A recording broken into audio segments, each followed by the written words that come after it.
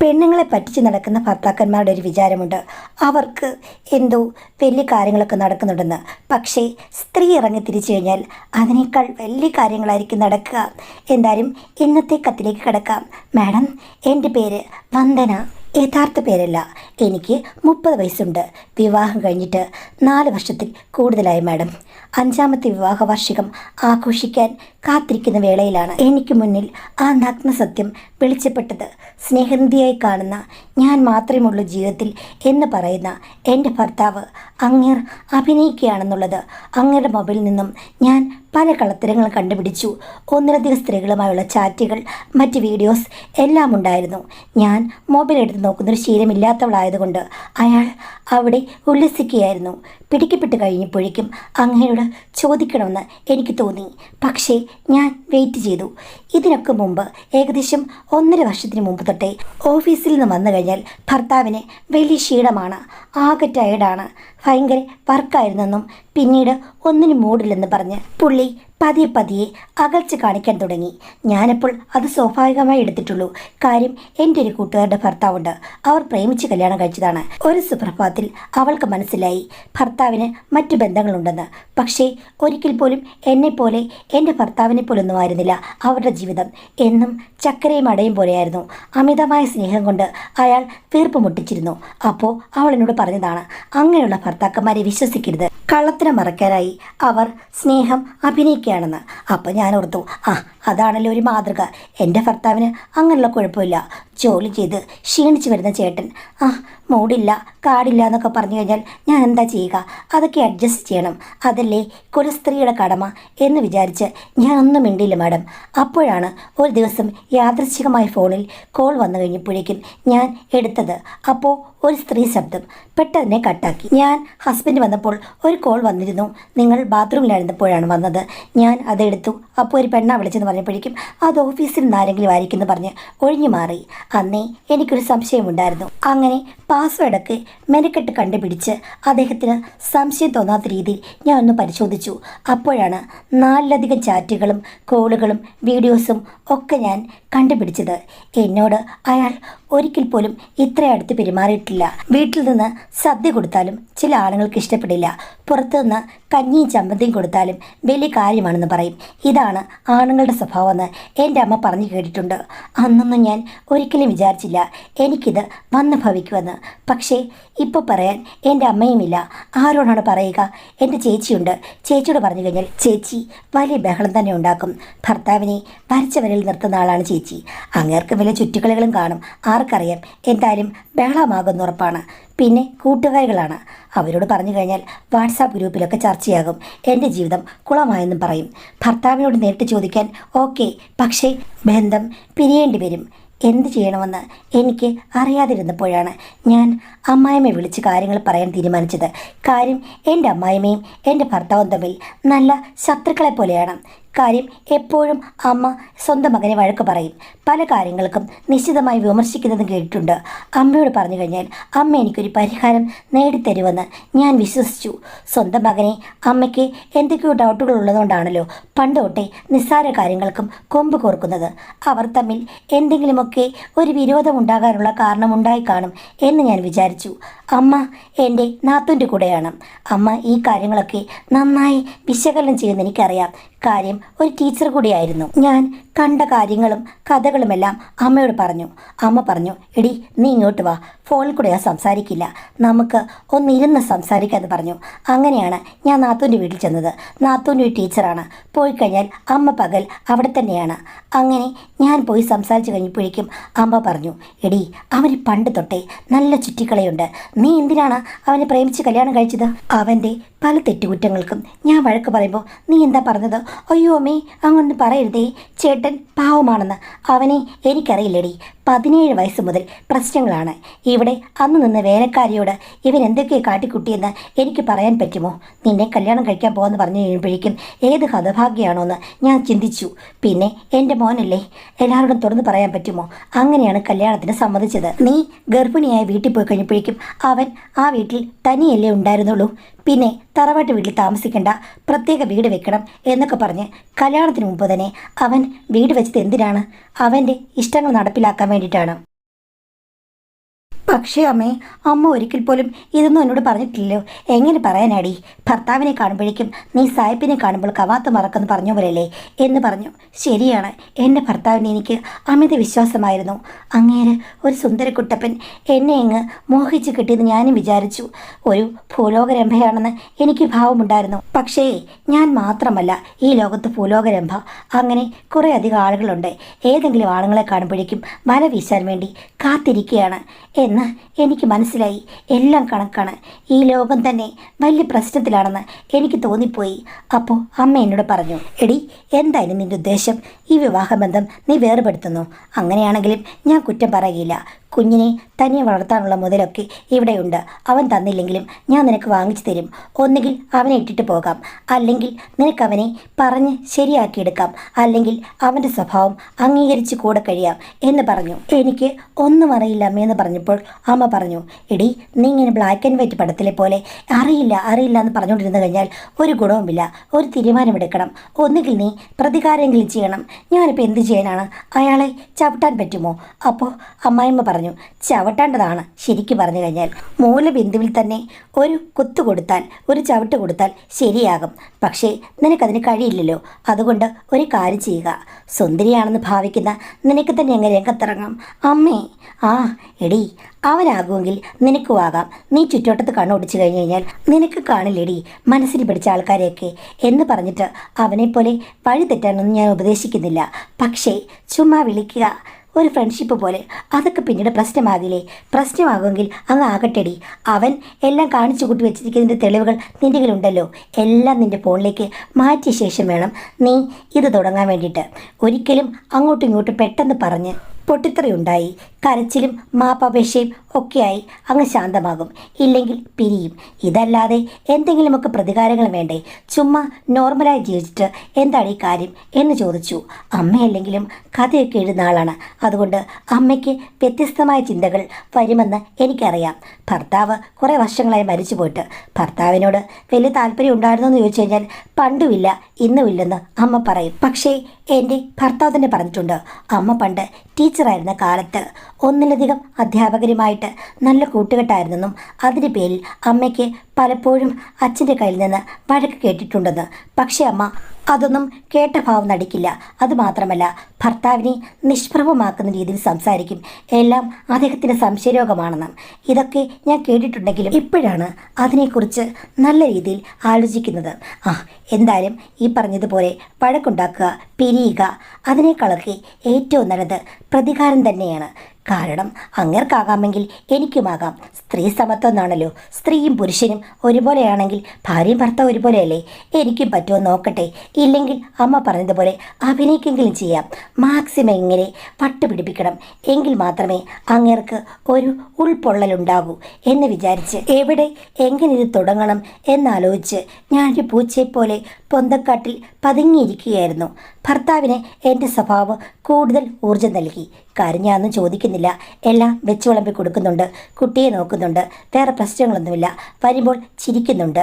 ഒരാവശ്യങ്ങളും എനിക്കില്ല. ഞാനും കൂർക്ക വലിച്ചുറങ്ങുന്നു, അദ്ദേഹം കൂർക്ക വലിച്ചുറങ്ങുന്നു. പിന്നെന്താണ്? പ്രശ്നങ്ങളൊന്നുമില്ലാത്തൊരു ശാന്തമായ തോണി പോലെ ജീവിതം ഒഴുകുകയാണെന്ന് പുള്ളിക്കാരൻ വിചാരിച്ചു. പക്ഷേ അകത്തിരുന്ന് ഒരു സ്രാവ് മുകളിലേക്ക് കുത്തുമെന്ന് അങ്ങേരോർത്തില്ല. പക്ഷേ ഞാൻ ആരെ ടാർഗറ്റ് ചെയ്യും? അതായിരുന്നു എൻ്റെ ഏറ്റവും വലിയ പ്രശ്നം. ഒത്തിരി കുഴപ്പക്കാരായിട്ടുള്ള കോഴികളൊക്കെ ഞാൻ വളർത്താൻ തുടങ്ങിക്കഴിഞ്ഞാൽ കോഴി തന്നെ എന്നെ കയറി കൊത്തും. വേണ്ട. അതല്ലാതെ പാവങ്ങളായുള്ളവർ വേണം. വെറും സൗഹൃദമായിരിക്കണം. എന്നാലോ തുറന്നു പറയാൻ ഇത്തിരി മടിയുള്ള, അല്ലെങ്കിൽ അവർക്ക് എന്നോടൊരു താല്പര്യം കാണണം. സംസാരിച്ച് കുറേ കാലം മുന്നോട്ട് കൊണ്ടുപോകാൻ പറ്റുന്ന ഒരാളായിരിക്കണം. അല്ലാതെ പെട്ടെന്ന് തന്നെ മുറത്തിൽ കയറി കൊത്തുന്നൊരു കോഴിയെ ഞാൻ കണ്ടുപിടിച്ചു കഴിഞ്ഞാൽ പെട്ടെന്ന് തന്നെ കാര്യങ്ങൾ പൊളിയും. വേണ്ട. പക്ഷേ ആര്, ഏത്, എങ്ങനെ എന്ന് ഞാൻ സസൂക്ഷ്മം നിരീക്ഷിക്കാൻ തുടങ്ങി. രാവിലെ ഞാൻ ഒരു പയ്യനെ കാണാറുണ്ട്. കോളേജിൽ പഠിക്കുന്ന പയ്യനാണെന്ന് തോന്നുന്നു. നമ്മുടെ വീടിനടുത്ത് ഒരു ഹോസ്റ്റലിൽ താമസിക്കുകയാണ്. ഹോസ്റ്റൽ എന്ന് പറയാൻ പറ്റില്ല, ഒരു PG ആണ്. അവിടെ താമസിക്കുന്ന പയ്യനാണ്. അവൻ എപ്പോഴും ഓടാനൊക്കെ പോകുന്നത് അതിലേക്കൂടെയാണ്. ജിമ്മിലൊക്കെ പോകുന്ന കൂട്ടത്തിലാണെന്ന് തോന്നുന്നു. കണ്ടു കഴിഞ്ഞാൽ സൂപ്പറാണ്. പല പെണ്ണുങ്ങളും ആ ചെക്കനെ പറ്റി പറയാറുണ്ട്. എല്ലാവരോടും അവൻ സൗഹൃദഭാവത്തിൽ ചിരിക്കുകയും ചെയ്യും. ഏതോ വലിയ വീട്ടിലെ പയ്യനാണെന്ന് പലരും അടക്കം പറയാറുണ്ട്. പക്ഷെ ഓടിപ്പോകുന്നല്ലാതെ അവൻ ആവശ്യത്തിന് നിൽക്കില്ലല്ലോ. ഞാൻ ഓർത്തു, അവനെ ചുമ്മാ ഒരു ടാർഗറ്റ് ആക്കിയാലോ. ചുമ്മാ നോക്കാം എന്ന് ഞാൻ വിചാരിച്ചു. കാര്യം ഭർത്താവിന് അസൂയ തോന്നണമെങ്കിൽ ഇത്തിരി ചെറുപ്പമായിരിക്കണം, സൗന്ദര്യമുള്ളവനായിരിക്കണം. ഒന്ന് ട്രൈ ചെയ്യുന്നതിൽ ഒരു തെറ്റുമില്ല എന്ന് ഞാൻ വിചാരിച്ചു. ദിവസവും രാവിലെ ഞാൻ തൊട്ടടുത്തുള്ള മിൽക്ക് സൊസൈറ്റി പോയി പാല് വാങ്ങിയിട്ട് വരും. ആ സമയത്താണ് അവനെ കാണുന്നത്. എന്നോട് ചിരിച്ചു കാണെങ്കിൽ ചിലപ്പോൾ, ഇല്ലെങ്കിൽ ചിലപ്പോൾ സ്പീഡിൽ ഓടിയങ്ങ് പോകും. എന്തായാലും അന്ന് രാവിലെ പോയി കഴിഞ്ഞപ്പോഴേക്കും എൻ്റെ എതിരെ വന്നു കഴിഞ്ഞപ്പോഴേക്കും ചിരിച്ചു കാണിച്ചപ്പോൾ ഞാൻ മോനെ അവിടെ നിന്നേന്ന് പറഞ്ഞു. അപ്പോൾ അവൻ നിന്നു. എന്താ ചേച്ചി എന്ന് ചോദിച്ചപ്പോൾ ഞാൻ ചോദിച്ചു, അല്ല മോൻ ആ ഹോസ്റ്റലിലെ താമസിക്കുന്നത്? അതെ ചേച്ചി. മോനെ അവിടെ വല്ല വേക്കൻസി ഉണ്ടോ? എന്ത് വേക്കൻസിയാ? ജോബ് വേക്കൻസിയോ? അല്ലല്ല, അവിടെ പി ജിക്ക് താമസിക്കാൻ വേണ്ടിയിട്ട് ബെഡ് ഒഴിവുണ്ടോ എന്ന് ഞാൻ ചോദിച്ചത്. ചേച്ചിയുടെ ആരെങ്കിലും വരാനുണ്ടോ? ആ ഉണ്ട്, എൻ്റെ ഒരു അങ്കിളിൻ്റെ മകൻ ഇങ്ങോട്ട് വരുന്നുണ്ട്, അവനൊരു പി ജി ചോദിച്ചു. അല്ല, അങ്കിളിൻ്റെ മകനാണെങ്കിൽ ചേച്ചിയുടെ വീട്ടിൽ തന്നെ താമസിപ്പിച്ചാൽ പോരെ? ആ അത് ശരിയാകില്ല മോനെ, എൻ്റെ ഭർത്താവിന് അതൊന്നും ഇഷ്ടമല്ല. അതെന്താ ചേച്ചി? അറിയില്ല മോനെ, അങ്ങേർക്കാണെങ്കിലേ കുറച്ച് സംശയമൊക്കെ ഉണ്ട്. ചെറുപ്പക്കാരി പിള്ളേരാണെങ്കിലും അങ്ങേരെ വെറുതെ വിടില്ല, എന്നെയും ചേർത്ത് ഓരോന്നൊക്കെ പറയും, അതുകൊണ്ടാണ്. അയ്യോ അങ്ങനെയാണോ ചേച്ചി?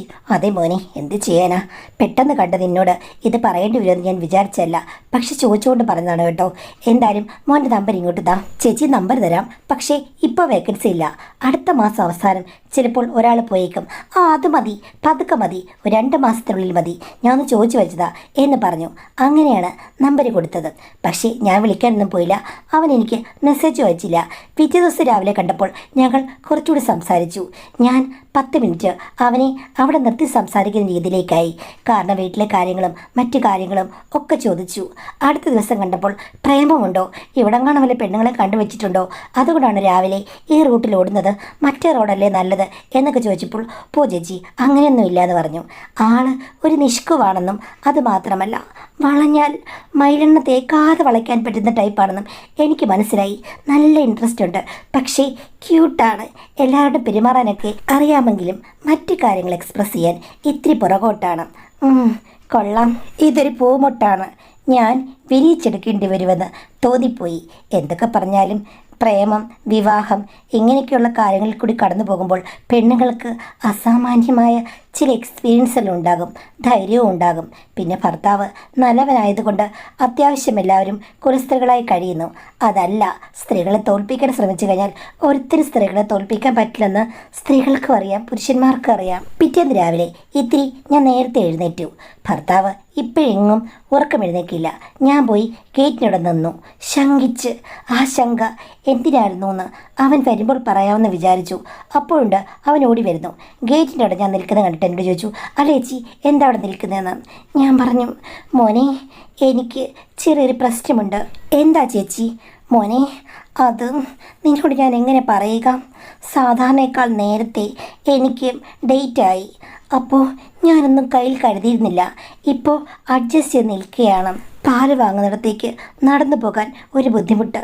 സത്യം പറഞ്ഞാൽ എനിക്ക് നടന്ന് പാല് വാങ്ങാൻ പോകാനും വയ്യ. അതുമാത്രമല്ല എമർജൻസി ആയിട്ട് എനിക്ക് വാങ്ങിക്കുകയും വേണം മോനെ. അപ്പം പിന്നെ അപ്പുറത്ത് നമ്മുടെ ഒരു ദാമോദരൻ ചേട്ടനില്ലേ, ആ ചേട്ടൻ്റെ കട വെളുപ്പിനെ തുറക്കുമല്ലോ, അവിടേക്കും ഒന്ന് പോകണമെന്നുണ്ട് അത്യാവശ്യമായി വാങ്ങാൻ വേണ്ടി. പക്ഷേ രണ്ടിടത്തേക്കും പോകാൻ വേണ്ടിയിട്ട് എൻ്റെ കാലുകൾ അനങ്ങുന്നില്ല മോനെ, ഒരു ബുദ്ധിമുട്ട്. എന്തായാലും ഒരു ഉപകാരം ചെയ്യാമോ, പാല് വാങ്ങിച്ചോണ്ട് വാ. മറ്റേ കാര്യം പിന്നെ പറഞ്ഞു കഴിഞ്ഞാൽ അത് നിനക്ക് ബുദ്ധിമുട്ടാകും, കൊച്ചു പയ്യനല്ലേ എന്ന് പറഞ്ഞു കഴിഞ്ഞപ്പോഴേക്കും അവൻ പറഞ്ഞു, ഒരു പ്രശ്നമില്ല ചേച്ചി, രണ്ടും ഞാൻ വാങ്ങിക്കൊണ്ട് വരാം. ചേച്ചി സഹായിക്കുന്നതിൽ എനിക്ക് സന്തോഷമുള്ളൂ. ഏതാ വാങ്ങേണ്ടത്? പാൽ എത്ര ലിറ്ററാണ് വാങ്ങേണ്ടത്? 1 ലിറ്റർ പാല് എന്ന് പറഞ്ഞിട്ട് ഞാൻ പറഞ്ഞു, നിൻ്റെ നമ്പർ എൻ്റെ ഉണ്ടല്ലോ, ഞാനതിൻ്റെ പടം അങ്ങോട്ട് വിടാം, അല്ലെങ്കിൽ പേരെഴുതി വിടാമെന്ന് പറഞ്ഞു. ചേട്ടൻ്റെ കടയിലുള്ളത് ഏതാണെന്ന് എനിക്കറിയാം എന്ന് പറഞ്ഞിട്ട് ഞാൻ മൊബൈലിൽ അവന് മെസ്സേജ് വിട്ടു. അവനത് നോക്കിക്കൊണ്ട് പോകുന്നത് ഞാൻ കണ്ടു. ഇതൊക്കെ പണ്ടേയുള്ളൊരു നമ്പരാണ്. ഈ കാര്യത്തിൽ ആണുങ്ങൾ വീഴും, വീണില്ലെങ്കിൽ കുഴി കുത്തി അവരെ വീഴിക്കും. എൻ്റെ ഉദ്ദേശം അങ്ങനെ വീഴണമെന്നില്ല. എപ്പോഴും സംസാരിക്കുന്ന ഒരാൾ ഭർത്താവ് നോക്കുമ്പോൾ 24 മണിക്കൂർ സംസാരം. അങ്ങനെ എനിക്കൊരു പ്രണയമുണ്ടെന്ന് കാണണം, ആ ഒരു രീതിയിലേക്ക് പയ്യനെ കൊണ്ടുവരണം. അതിൽ കൂടുതൽ എനിക്ക് മോഹങ്ങളില്ല. കുലസ്ത്രീ എന്നുള്ള പട്ടം അങ്ങനെ അഴിച്ചു വെക്കാൻ എനിക്ക് യാതൊരു താല്പര്യമില്ല മാഡം. മാഡമാണ് കുലസ്ത്രീ എന്നുള്ള പേര് ഭയങ്കരമായിട്ടിപ്പോൾ വൈറലാക്കിയത്. എൻ്റെ ദൈവമേ, ഞാനോ കഥ വായിച്ചുകൊണ്ടിരിക്കുന്നത് ഞാൻ കുലസ്ത്രീയായോ? എനിക്കറിയില്ല മോളെ, കുല എവിടാ വാഴ എവിടാന്ന്. അങ്ങനൊരു സ്ത്രീയാണ് ഞാൻ. ഇത്തിരി കഴിഞ്ഞപ്പോൾ പുത്തരി അംഗം കുറിച്ച് ജയിച്ചു വരുന്നത് പോലെ ഒരു വിജയശ്രീലാളതിൻ്റെ മട്ടോടെ അവൻ വരുന്നത് കണ്ടു. ആണുങ്ങൾക്ക് ഇതൊക്കെ മതി, ഫ്ലാറ്റ്. ഞാനാണെങ്കിൽ തെല്ല് നാണത്തോടു കൂടി താങ്ക്സ് പറഞ്ഞ് വാങ്ങിച്ചു. കുറച്ചു നേരം കഴിഞ്ഞപ്പോഴേക്കും ചേച്ചി ഓക്കെ അല്ലേ എന്ന് പറഞ്ഞ് മെസ്സേജ് വന്നു. ആ നിമിഷത്തിന് വേണ്ടിയിട്ടാണ് ഞാൻ കാത്തിരുന്നത്. ഞാനങ്ങ് വിളിച്ചു. മോനെ, നീ എന്നെ മനസ്സിലാക്കിയല്ലോ. എൻ്റെ ഭർത്താവ് വെറുതെ കിടന്നുറക്കമാണ്. പണമുണ്ടെന്ന് വെച്ച് എല്ലാം ആകുമോ മോനെ? സ്നേഹം വേണ്ടേ? കുട്ടിയും ഞാനും ഒറ്റപ്പെട്ട നിലയില എന്നൊക്കെ പറഞ്ഞ് ഞാനങ്ങ് സംസാരിച്ചു. ചേച്ചിക്ക് ഞാനുണ്ട്, എന്താവശ്യത്തിനും ചേച്ചി എന്നെ വിളിച്ചാൽ മതി. പക്ഷേ സംശയരോഗിയായ ഭർത്താവ് പ്രശ്നം ഉണ്ടാക്കുമോ എന്ന് ചോദിച്ചു. ഞാൻ പറഞ്ഞ് പ്രശ്നം ഉണ്ടാക്കിയാലും എനിക്കൊന്നുമില്ല. പിന്നെ ജിമ്മിലൊക്കെ പോയി മസിൽ വെച്ച് നിൽക്കുന്ന നിൻ്റെ മുന്നിൽ അയാൾ ആര്? നിൻ്റെ അടുത്ത് വന്ന് എന്തെങ്കിലും ചോദിച്ചു കഴിഞ്ഞാൽ നീ ഒന്ന് പിടിച്ചു തള്ളിക്കഴിഞ്ഞാൽ പിന്നെ അയാളുടെ ഒരു പൊടി പോലും കാണില്ലേ മോനെ എന്ന് പറഞ്ഞു. അതൊക്കെ അവനൊത്തിരി ഇഷ്ടപ്പെട്ടു. അങ്ങോട്ടും ഇങ്ങോട്ടും ഞങ്ങൾ ദിവസവും സംസാരിക്കാൻ തുടങ്ങി. ഇടയ്ക്കിടയ്ക്ക് ഞാൻ പിന്നെ അങ്ങ് വിളിക്കും. രാവിലെ അവൻ ഒരുങ്ങുന്ന സമയത്ത് ഞാൻ പാചകമൊക്കെ ചെയ്ത് എല്ലാം റെഡി ആയിരിക്കുന്ന സമയമായിരിക്കും. ആ സമയത്ത് ഞാൻ പറയും, ഞാനിന്ന് പുട്ടുണ്ടാക്കി, വെച്ചിരിക്കുന്നു, കടലക്കറി എന്ന് വെച്ചത്, പിന്നെ പപ്പടമുണ്ട്, ചായ ഞാൻ ഇട്ടു, ഇന്ന് പഴം ഞാൻ പുഴുങ്ങി വെച്ചു, മുട്ടയുടെ തോട് ഞാനങ്ങ് പൊളിച്ച് വെച്ചു എന്നൊക്കെ ഞാൻ ചുമ്മാ അങ്ങ് വിവരിക്കും. അതൊക്കെ ചെക്കന്മാർക്ക് കേൾക്കാൻ നല്ല താല്പര്യമാണല്ലോ. എനിക്കും ഒരു ടൈം പാസ്. വെറുതെ പെണ്ണുങ്ങൾ ഓരോ കാര്യങ്ങൾ പരത്തി പറഞ്ഞത് അവരുടെ ജന്മഗുണം. ഇങ്ങനെ പതിവായപ്പോൾ ഭർത്താവിനെ ശ്രദ്ധിക്കാൻ തുടങ്ങി. നീ ആരോടാടി സംസാരിക്കുന്നത്? അതെൻ്റെ പഴയൊരു ഫ്രണ്ടാണ്. ഈയിടയ്ക്കാണ് അവളുടെ നമ്പർ കിട്ടിയത്. ഞങ്ങൾ അങ്ങോട്ടും ഇങ്ങോട്ടും സംസാരിക്കുന്നു. എന്താണെന്ന് ചോദിച്ചു. ഏയ് ഒന്നുമില്ലെന്ന് പറഞ്ഞു. പിന്നീട് ഞാൻ ഇടയ്ക്ക് കുണുങ്ങിച്ചിരിക്കുകയും ഒക്കെ ചെയ്യുന്ന കണ്ടപ്പോൾ ഭർത്താവ് ഒളിഞ്ഞും തെളിഞ്ഞും നിന്ന് എന്നെ വീക്ഷിക്കുന്നത് കണ്ടു.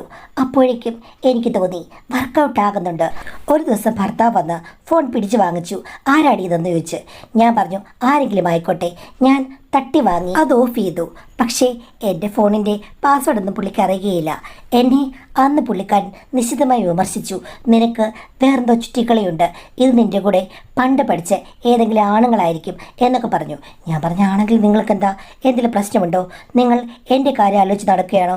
24 മണിക്കൂറും എന്നെ കൺസിഡർ ചെയ്യുന്നുണ്ടോ എന്നൊക്കെ ചോദിച്ചു. അപ്പോഴേക്കും എന്നെ കുറ്റപ്പെടുത്തി സംസാരിച്ചു. ആ സമയത്താണ് എനിക്ക് ശരിക്കും ഉറഞ്ഞു തുള്ളാനുള്ള ഒരവസരം കിട്ടിയത്. ഞാൻ തെളിവ് സഹിതം എല്ലാ കാര്യങ്ങളൊക്കെ ചോദിച്ചു. നിങ്ങൾക്ക് 4 ആകാമെങ്കിൽ എനിക്കെന്തേ ഒന്നായിക്കൂടെ? ഒന്നല്ല, 1000. സ്ത്രീ അരിയെറിഞ്ഞാൽ 1000 കാക്ക എന്ന് പറഞ്ഞതുപോലെയാണ് ഈ ലോകത്ത് ആണുങ്ങൾ. പിന്നെ നിങ്ങൾക്ക് പലയിടത്ത് ചുറ്റി വരുമ്പോൾ ആകെ ക്ഷീണിച്ചോളൂ, ക്ഷീണിച്ച് കിടന്നുറങ്ങൂ. എനിക്ക് പ്രത്യേകിച്ചൊരു ക്ഷീണവുമില്ല. ഞാൻ വാതായനങ്ങൾ തുറന്ന് വയ്ക്കും. ആരെങ്കിലുമൊക്കെ വന്ന് ഒരു കുരവ ഇട്ടിട്ട് പോകുമെന്ന് ഞാൻ നോക്കട്ടെ. നിങ്ങൾക്കാകാമെങ്കിൽ എനിക്കും ആകാം. മേലിൽ എന്നോട് ഈ കാര്യം ചോദിച്ചു വന്നേക്കരുത്. ചോദിച്ചു കഴിഞ്ഞാൽ പിന്നെ തെളിവ് സഹിതം എല്ലാം നമ്മൾ പിരിയുന്ന സ്ഥലങ്ങളിൽ ഞാൻ ഹാജരാക്കുമെന്ന് പറഞ്ഞു. അത് കേട്ടതോടുകൂടി ഭർത്താവിന് മനസ്സിലായി ഞാൻ രണ്ടും കൽപ്പിച്ചാണെന്ന്. ഒരാഴ്ച കഴിഞ്ഞപ്പോഴേക്കും ഭർത്താവ് എന്നോട് മിണ്ടാൻ വന്നു. അതുവരെ മിണ്ടില്ലായിരുന്നു. എന്നിട്ട് എന്നോട് പറഞ്ഞു, എനിക്കാണെങ്കിൽ നിന്നെ പ്രേമിച്ച് കല്യാണം കഴിച്ചപ്പോൾ നല്ല ഇഷ്ടമൊക്കെയായിരുന്നു. അത് കഴിഞ്ഞപ്പോൾ ഇഷ്ടക്കുറവൊന്നുമല്ല, എന്തോ ഒരു രസം അങ്ങ് കുറഞ്ഞു വരികയാണ് ജീവിതത്തിൻ്റെ.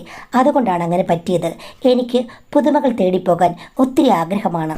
സത്യം പറഞ്ഞാൽ വിവാഹം കഴിക്കുമ്പോഴേ യഥാർത്ഥ എൻ്റെ ഇഷ്ടങ്ങൾ നിന്നോടങ്ങ് പറഞ്ഞാൽ മതിയായിരുന്നു.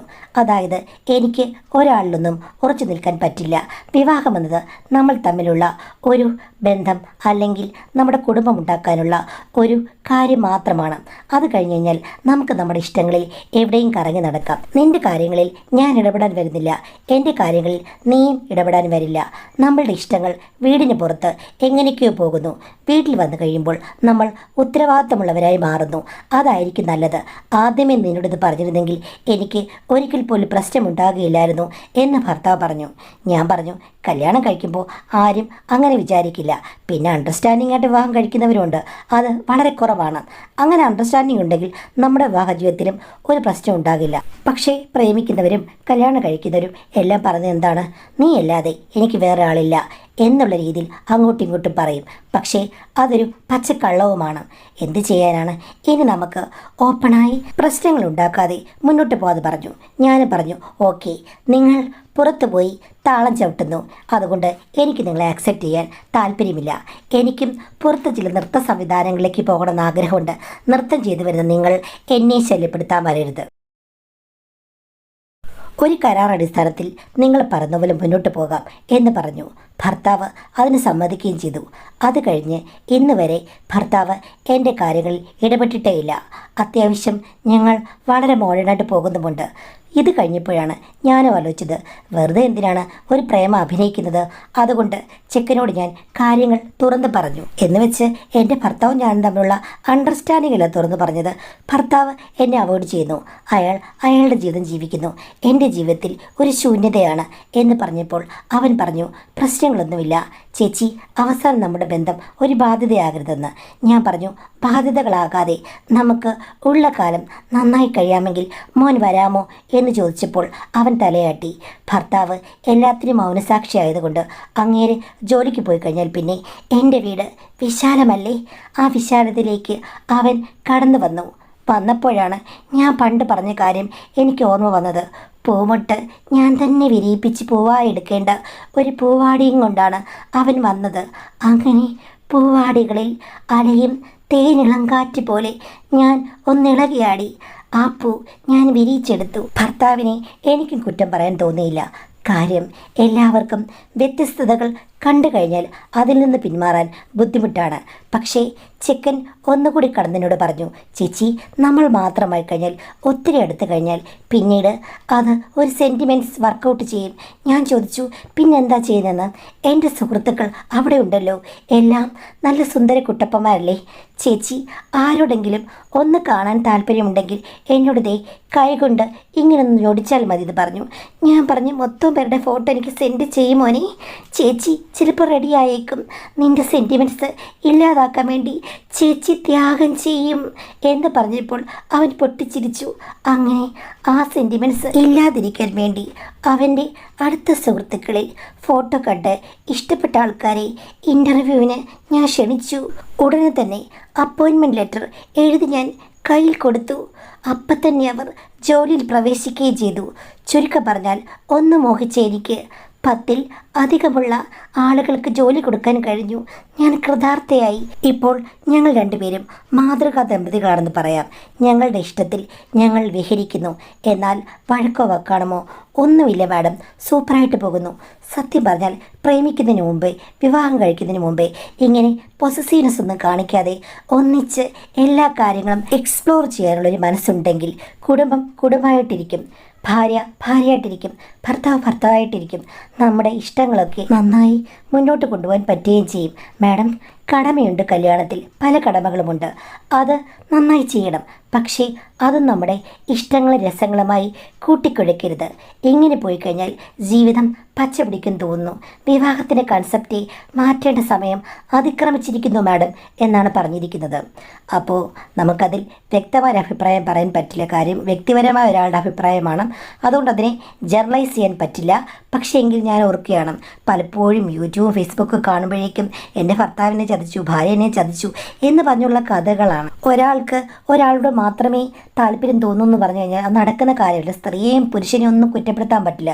ഈ കുടുംബം എന്നുള്ള പേരിൽ നമ്മൾ കാണിക്കുന്ന പല പൊസസീവ്നെസ്സുകളും ആചാരങ്ങളും മറ്റ് പല കാര്യങ്ങളുമൊക്കെ പലപ്പോഴും അത് ശരിയായ രീതിയിലല്ലോ പ്രവർത്തിക്കുന്നതെന്ന് ആലോചിക്കാറുണ്ട്. പലപ്പോഴും നമ്മുടെ മനസ്സ് പറയുന്നത് വേറൊന്ന്, നമ്മുടെ പ്രവൃത്തി വേറൊന്നായിരിക്കും. അങ്ങനെ നമ്മൾ നിർബന്ധിക്കപ്പെടുകയാണ്. പിന്നെ നല്ല അണ്ടർസ്റ്റാൻഡിംഗ് ഉള്ള പാർട്ട്നേഴ്സ് ഉണ്ടെങ്കിൽ അത് വലിയൊരു കാര്യം തന്നെയാണ്. അതിനെ കുറ്റം പറയാൻ പറ്റില്ല. പക്ഷേ ഈ കഥയോടൊന്നും ഞാൻ അനുകൂലിക്കുന്നില്ലെങ്കിൽ കൂടിയും എന്തോ ഒരു പുനർവിചിന്തനം ഇത്തരം കാര്യങ്ങളിൽ നമുക്ക് ആവശ്യമുണ്ടെന്ന് എനിക്ക് തോന്നുന്നു. നിങ്ങളുടെ അഭിപ്രായം എന്താണ്?